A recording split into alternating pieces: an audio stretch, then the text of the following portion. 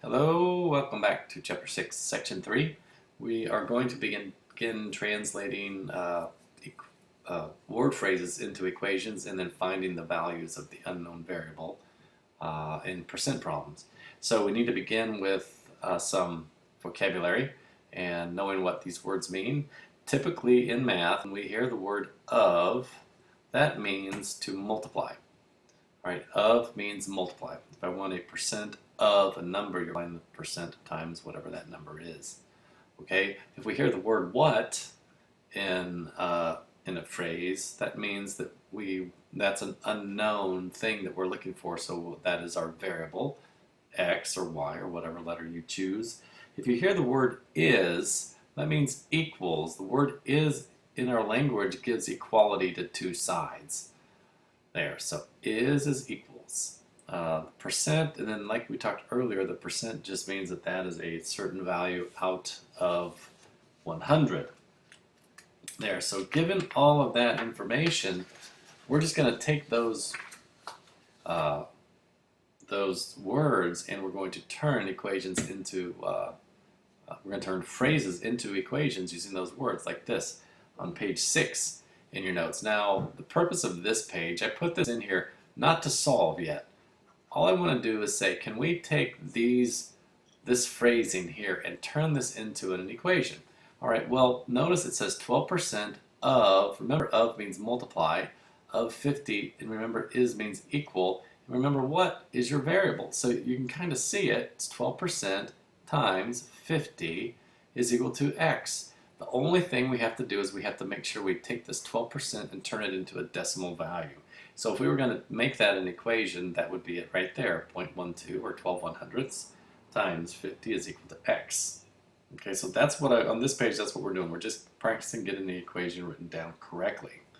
Number 2, if it says what is 40%, well, remember what is x and is equals 40%. You just have to change that to a decimal value, and of means times.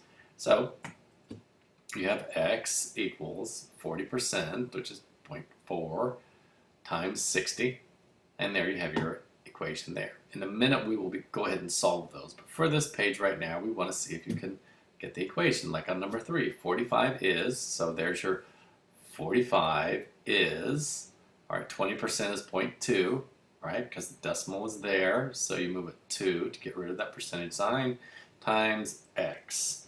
How about number 4, 120%? Okay, don't forget that 120%. You divide it by 100, it's 0.12. Of means times. X is what?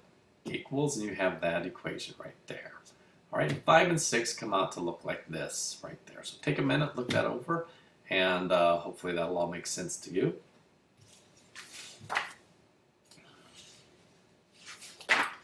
And then we're going to go ahead and solve some here on this page, like number 1.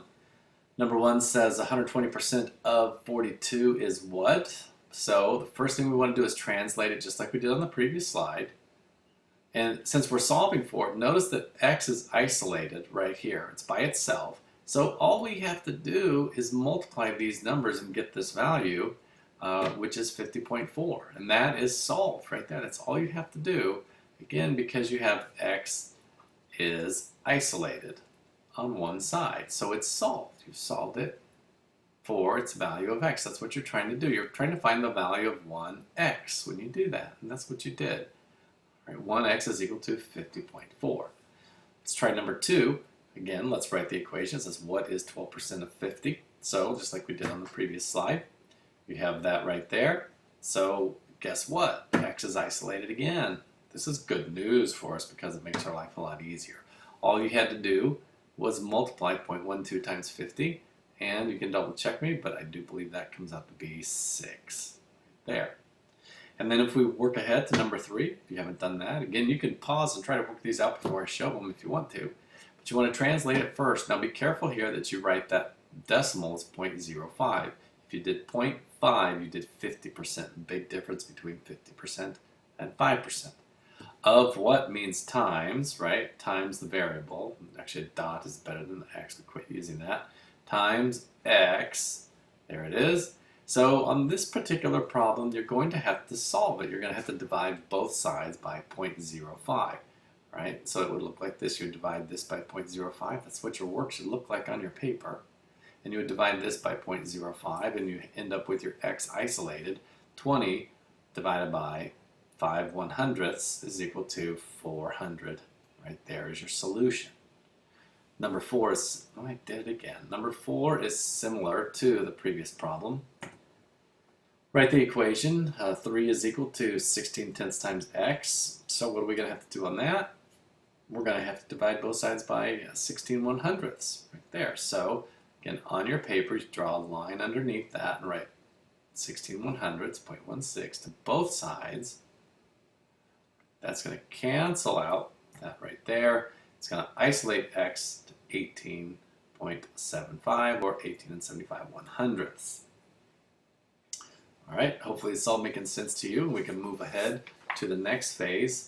Well, before I talk about this slide, let me just mention that information that I just showed you, that's one way to solve these problems, and there's another one here. And the best thing is that you have kind of a grasp of both. All right, with that said, let's take a look at the second one. And this is solving the same kind of equations using a proportion, which we've talked about in the past. And kind of the key words here is over of is equal to percent over 100. And this applies to the previous kind of problems we were just working on. Okay, so your key words is over of is percent over 100. We're going to take that, apply it to these particular questions and solve them and see if we can get them to work out. And we will here. So let's just jump into it there. So here's the first page. Now what I did on mine is I added this right here just so I could remember what we're doing here. Look what I've got. I've got 23% of 5 is what? All right, well, let's look at our, sometimes I call it the magic proportion. It's not really magic, but it's so simple, it's like it's a magic trick.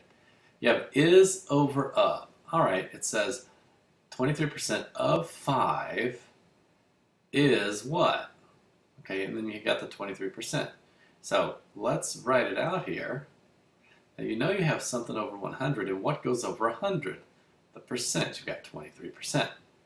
Okay, now it says of 5, and notice that the of is on the bottom, so it's of 5, right? It's of 5, and it says is what? And what is the unknown? So here is a proportion, and we learned earlier how to solve this proportion by doing cross multiplication. So you have 100x is equal to 23 times 5. So if we did 23 times 5, we could grab our calculator, or I'll just show you over here. 23 times 5, it's 15. Carry the 1, 10, 11, 115. So we have 100x is equal to 115. Now if we divide that by 100, that's easy math for me, because I learned when you divide by 100, it just moves the decimal over 2, and you have 1.15. Right there. And you got it. Nice and easy for you. I hope that all makes sense.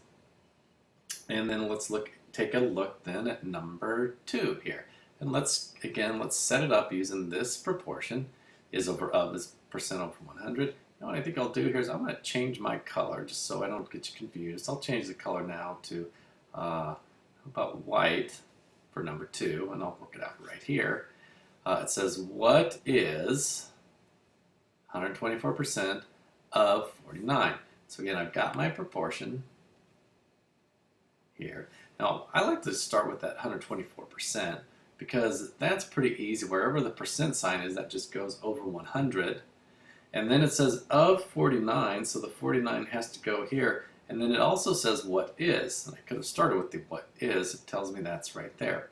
So there's my proportion, crisscross. So you have 100x is equal to 124 times 49. I'm sticking that in my calculator right here, and I get 6,076.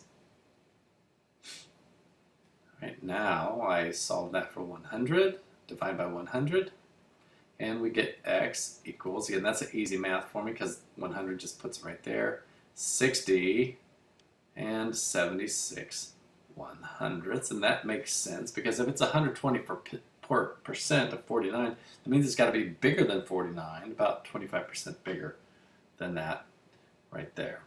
Okay, so that's an introduction to solving percent problems. I've got a few more to do here, but I should probably stop here as I've hit 10 minutes. So we will start on the next video continuing solving these kind of problems, and hopefully it's all clicking for you.